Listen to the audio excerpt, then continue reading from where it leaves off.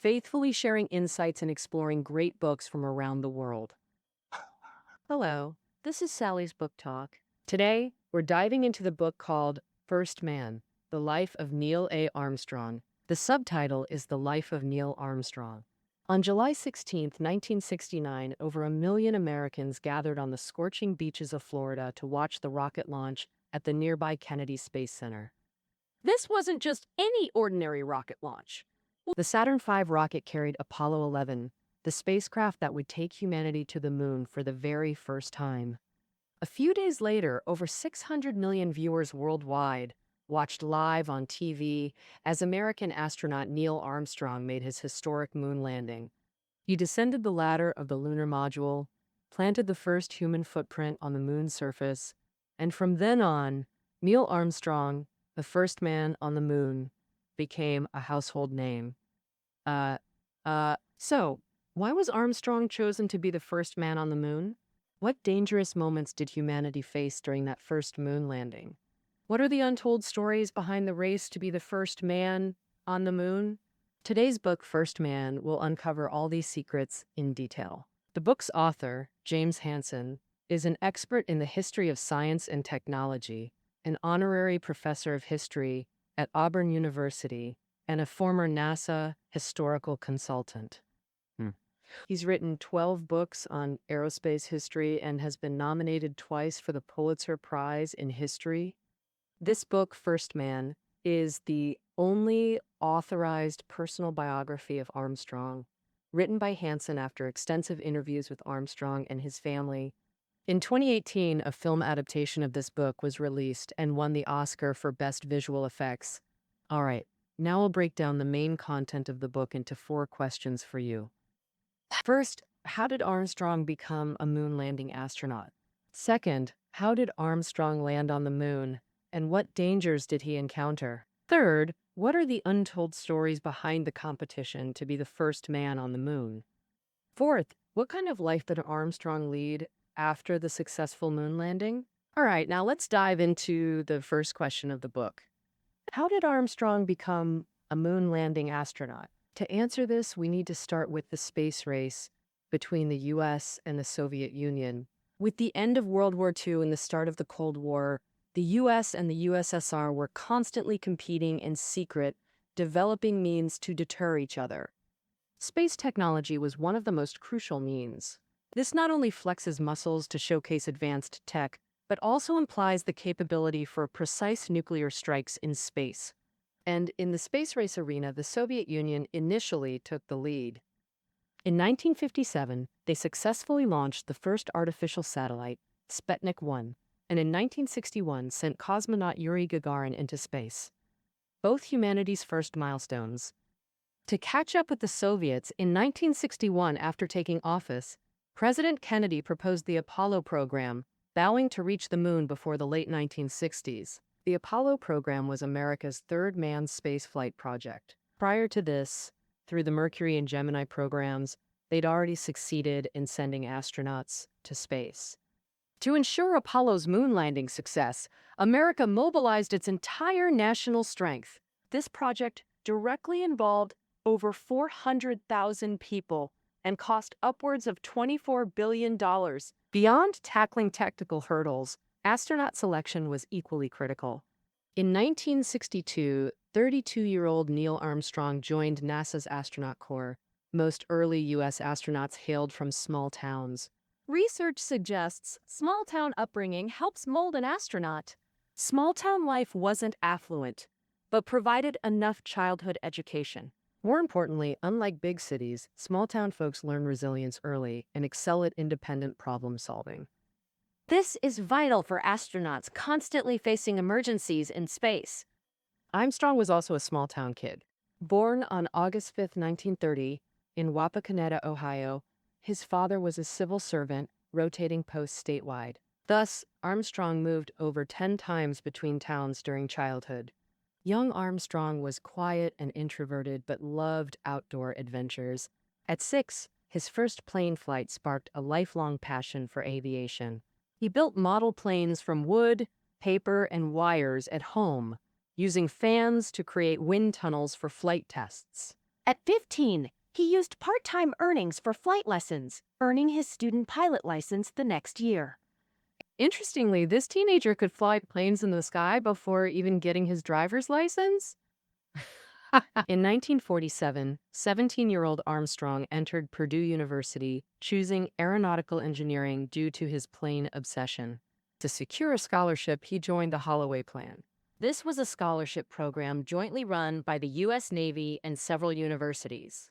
Freshmen in this program would first study for 2 years, serve 3 years in the U.S. Navy, then return to complete their final 2 years. Through this program, Armstrong gained solid aircraft design knowledge and practical flight experience in the Navy. And during service, Armstrong joined the Falcon Squadron, a U.S. Navy flight unit. There, he underwent rigorous fighter pilot training and served in the Korean War. In the brutal Korean War, many Falcon Squadron planes were shot down with heavy casualties. In September 1951, Armstrong's plane was shot down. He ejected just in time, parachuting into a rice paddy. Apart from a fractured tailbone, he escaped without life-threatening injuries. His outstanding Falcon Squadron performance earned him promotion to Navy lieutenant, allowing his return to Purdue. Afterwards, he became a test pilot at Edwards Air Force Base. The 1950s saw rapid advancement in aircraft design, with new planes constantly pushing speed and altitude limits. In the U.S., California's Edwards Air Force Base was the hub for researching and testing new aircraft. At Edwards, Armstrong completed USC graduate studies and became the base's youngest test pilot. He test flew various new aircraft like the X-15, a rocket-launched plane. It achieved extreme speeds and maximum altitudes. Ordinary planes maxed at about 10 kilometers. With powerful rocket thrust, the X-15 reached 80 kilometers, equivalent to 9 Mount Everests stacked. That's the edge of space. For his excellence, 32-year-old Armstrong was named one of 6 pilot engineer by the U.S. Air Force in 1962. The youngest, just when his test flight career seemed limitless, Armstrong made a surprising decision to leave the Air Force Base and join NASA's astronaut selection. Armstrong chose this path partly to fly higher and partly due to family tragedy. In 1956, 26-year-old Armstrong married longtime girlfriend Janet Elizabeth Sheeran after graduation. They soon had 3 children, Eric, Karen, and Mark. Karen, their only daughter and Armstrong's favorite, faced unexpected misfortune. One day, 2-year-old Karen collapsed on a sidewalk with facial paralysis and persistent fever, diagnosed with glioma. This malignant tumor grew on her brainstem. Even today, such tumors remain unconquered by medical science. Despite full medical efforts, Karen passed away half a year later. That day was January 28, 1962, coinciding with Armstrong and Janet's 6th wedding anniversary. The stoic Armstrong buried his grief and joined NASA's astronaut selection. Armstrong never revealed his true feelings about this. However, his sister Jean believed Karen's death drove him toward positive pursuits. It was then that he embarked on the space program. Perhaps Armstrong moved from California to Florida to distance his family from grief. The 1962 Apollo astronaut selection seemed tailored for Armstrong. Criteria included height under 1.82 meters, age under 35, an undergraduate degree in physics, biology, or engineering. Pilot experience with test pilots of high-performance aircraft preferred. Armstrong met all criteria, especially excelling in the third. After all, he'd flown rocket planes to space's edge.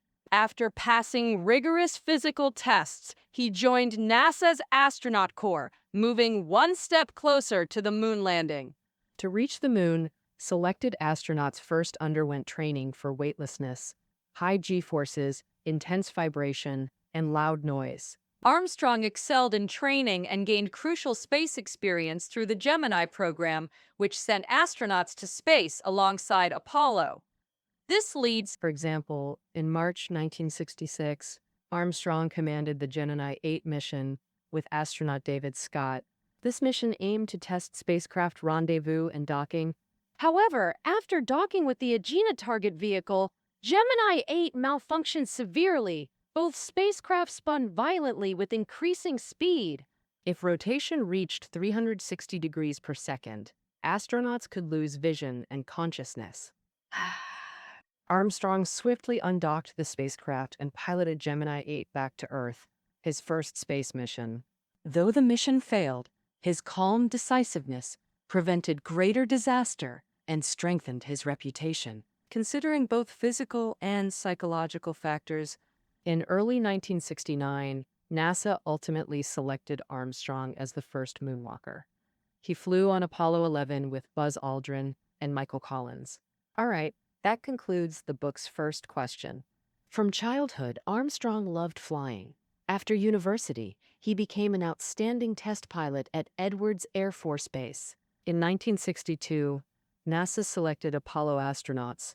Armstrong's exceptional qualifications made him a lunar astronaut, a tremendous honor, but it also meant immense risk. Now let's explore the book's second question. How did Armstrong land on the moon? What dangers did he encounter? Flight always involves peril, but Apollo forced astronauts to confront accidents and death directly. On January 27, 1967, while the Apollo 1 spacecraft was making final launch preparations, an accident happened. The three astronauts, Gus Grissom, Roger Chaffee, and Edward White, had just entered the cockpit when the spacecraft burst into flames, killing them instantly.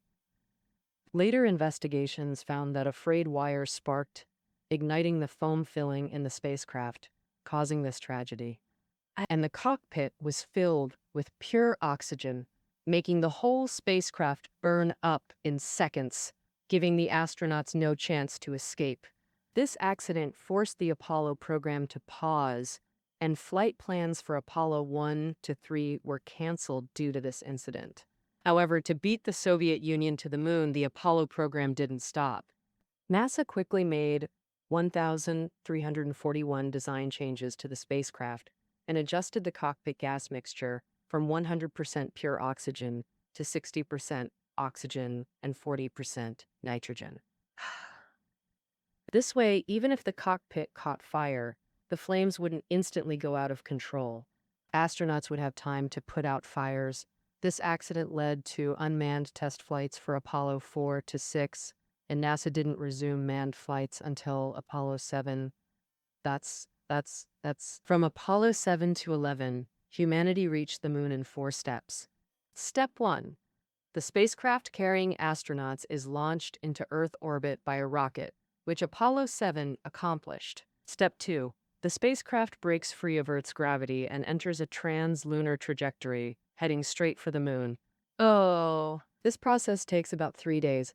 After reaching near the moon, the spacecraft changes orbit again to circle around it. Apollo 8 and 9 completed this step. Step 3. The lunar landing astronauts enter the lunar module, separate from the main spacecraft, and descend toward the moon's surface.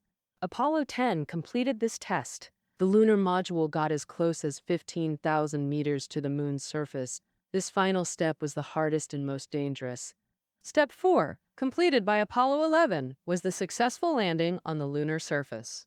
Apollo 11's main spacecraft was named Columbia, and the lunar module was named Eagle. Columbia is an old name for America, and the eagle is a U.S. symbol, seen on its national seal.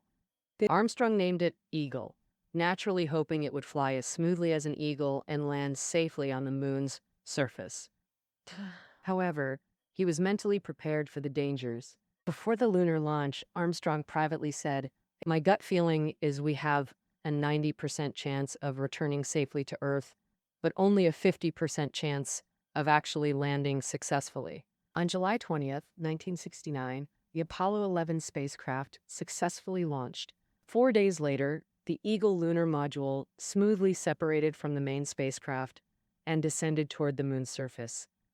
Humanity's first moon landing finally reached its most critical step, landing on the lunar surface under global TV viewers' watch. As planned, astronaut Michael Collins stayed on the Apollo 11 main spacecraft, while Armstrong as commander and Buzz Aldrin rode the Eagle to land. The danger came from unknown possibilities. Although Apollo 11 was scheduled to land in the Sea of Tranquility, an open and flat lunar area, But during high-speed orbit, Missing the descent timing could cause crashing into mountains or boulder fields, destroying the craft.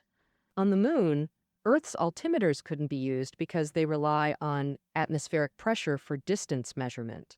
Relying solely on ground control was impractical due to signal delays and interruptions from the moon's distance.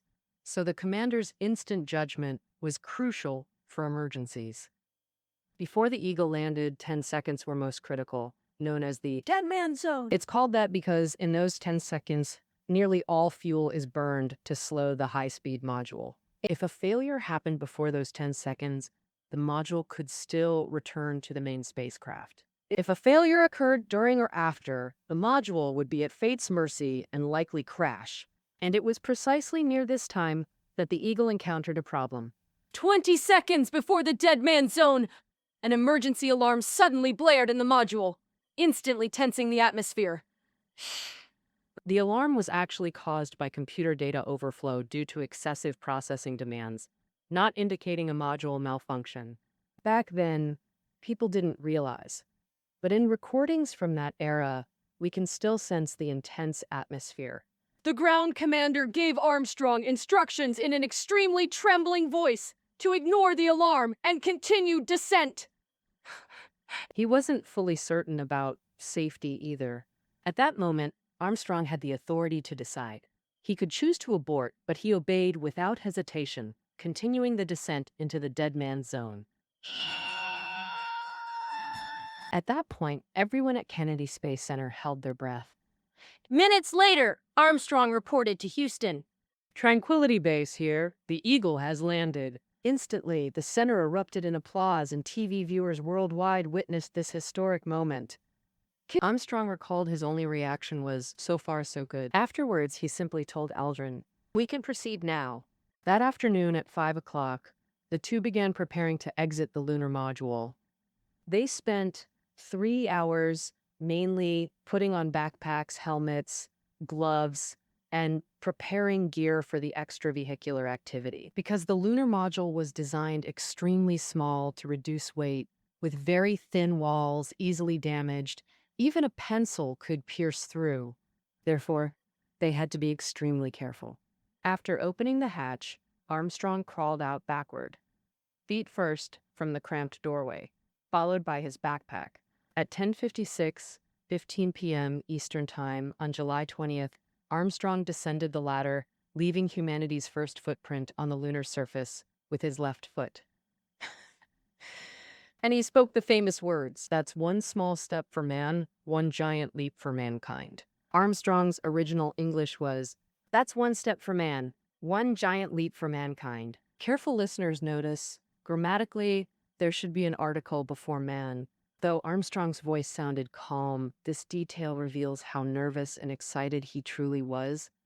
The Eagle remained on the lunar surface for 21 hours and 36 minutes. During that time, Armstrong and Aldrin conducted a 2-hour and 31-minute moonwalk on the surface. They took plenty of photos, used instruments for scientific measurements, collected some rock and soil samples, and left an American flag at the landing site. On July 24th, Armstrong and his two companions returned to Earth, welcomed as heroes by the American public. In New York, 4 million people joined the celebration parade and gathering, the largest in U.S. history. Americans celebrated their complete victory over the Soviets. In fact, just half a month before Apollo 11's launch, the Soviets were making their final push for the moon. But their rocket exploded violently seconds after liftoff, marking the Soviet Union's total failure in the moon race. Armstrong, returning from the moon, became a global star and was crowned the first man on the moon. In contrast, Aldrin, who stepped onto the moon after Armstrong, didn't get as much spotlight. So why was Armstrong the first to exit before Aldrin? Now, let's explore the book's third question. What are the untold stories behind the race to be the first man on the moon? Armstrong believed his becoming the first man on the moon was mostly due to luck. This so-called luck was the flight rotation schedule for astronauts. Starting with the manned Apollo 7 flights, each mission had 3 astronauts in the spacecraft and 3 backups. They were all top astronauts, Since one couldn't go to space twice quickly, Armstrong happened to be scheduled for Apollo 11, which did involve luck. In January 1969, half a year before Apollo 11's launch, the first moon landing crew was confirmed: Armstrong, Aldrin, and Collins. Since Collins stayed in the main spacecraft, the race to be first unfolded between Armstrong and Aldrin. The author argues that Armstrong beating Aldrin to be first wasn't about luck at all. Actually, initially, NASA hadn't decided who would be the first man on the moon. At a January 9th press conference, reporters asked who would be the first man on the moon. NASA's spokesperson replied that there was no definite answer yet. Who would perform this critical step depended on the astronauts' performance in further simulations. Afterward, Armstrong and Aldrin underwent the same simulation training, spending over 1,290 hours preparing for the moon landing and memorizing the 330-page flight operations manual. In terms of technical skills, there wasn't much difference between the two. Moreover, Aldrin had a brilliant performance in the Gemini 12 space mission, completing a long spacewalk that set a record at the time. In March 1969, NASA Deputy Administrator George Mueller told the media that Aldrin would be the first man on the moon, and some newspapers reported it. Aldrin himself was full of confidence. The newspaper was far from the chaos, and March was light as crash. In the early months of 1969, he revealed to his family and the media that he always believed he would be the first man on the moon. Because Armstrong was designated as the lunar module commander, generally the commander would stay inside to command while the partner would go outside. However, NASA suddenly decided afterward that Armstrong would step onto the moon before Aldrin, becoming the first man on the moon. NASA explained that the decision was made because the lunar module's hatch was on Armstrong's side, making it more convenient for him to exit first. This explanation sounds very reasonable. As mentioned earlier, the Eagle lunar module's space was extremely cramped with thin walls, and swapping positions in heavy spacesuits to let Aldrin exit first would have been very dangerous. But the book's author believes that the key factor in Armstrong becoming the first man on the moon was his personality. Compared to Aldrin, who was eager to be the first, Armstrong remained focused on training. He was calm, introverted, not attention-seeking, absolutely obedient to superiors, not fond of the limelight, and wouldn't be overwhelmed by sudden fame to cause trouble. In NASA's view, such a personality was the most suitable for shaping the heroic image of the first man on the moon. So, what kind of life did Armstrong lead after returning from the moon as a hero? This is the fourth question we're going to discuss. His calm and reserved personality allowed Armstrong to maintain a good mindset in the face of sudden fame. He never became arrogant or chased fame and fortune, but remained humble and low-key. After Apollo 11's successful moon landing, Armstrong received job offers from hotels, restaurants, real estate, banks, even politics, but declined them all, remaining devoted to humility. First, he served as Deputy Administrative Assistant at NASA's Office of Advanced Research for over a year, then became an aerospace engineering professor at the University of Cincinnati, teaching aircraft design, experimentation, and flight mechanics. In 1979, Armstrong left academia but stayed in aviation when entering business. He joined companies like Learjet and United Airlines, all within his expertise in flight. After the 1986 Challenger disaster, Armstrong joined the investigation committee at President Reagan's request as vice chairman, completing a 12,000-page report. Armstrong desired to be less friends, killer. He frequently accepted flight invitations, test piloting B-1 bombers, helicopters, gliders, and even Airbus A320s. For Armstrong, flying solo at high altitudes, hearing rising warm air currents brought profound comfort. But during this period, Armstrong's marriage began deteriorating. Armstrong was naturally quiet and communicated little with his wife Janet. When daughter Karen died, he didn't comfort Janet much, returning to work instead. creating marital cracks. After leaving NASA, he had time to be with Janet, but remained absorbed in work, neglecting her. This led to their 1991 divorce, ending a 38-year marriage. At 61, Armstrong met his second wife, Carol Held Knight, the following year. Their shared passion for flying united them, and Carol became his lifelong companion. His eventual passing was also linked to the moon landing. In 1991, Armstrong suffered a heart attack while skiing. Timely treatment saved him, with doctors finding only a minor blocked coronary artery. In 2012, 82-year-old Armstrong developed heart issues again and was hospitalized. Doctors performed bypass surgery, which initially went smoothly. He emailed the book's author, Hansen, saying he was doing well and preparing for discharge the next day, but then an unexpected complication occurred. On August 25th, Armstrong passed away suddenly. His family stated he died from complications related to cardiovascular surgery. While details weren't fully disclosed, some experts believe his death was linked to the moon landing. During the final 20 minutes of his moonwalk, Armstrong experienced severe breathing difficulties and tachycardia. Dr. William Rowe suggested space environments double blood catecholamine levels, neurotransmitters regulating bodily functions, potentially causing acute temporary catecholamine-induced cardiomyopathy. Armstrong likely developed this condition during the moon mission, planting health risks for later years. Dr. Rowe termed this Neil Armstrong syndrome. Many astronauts returning from space faced similar health issues. That concludes the book's fourth question. After becoming the first man on the moon, Armstrong never returned to space, but remained devoted to aviation. Humble and low-key, he worked diligently.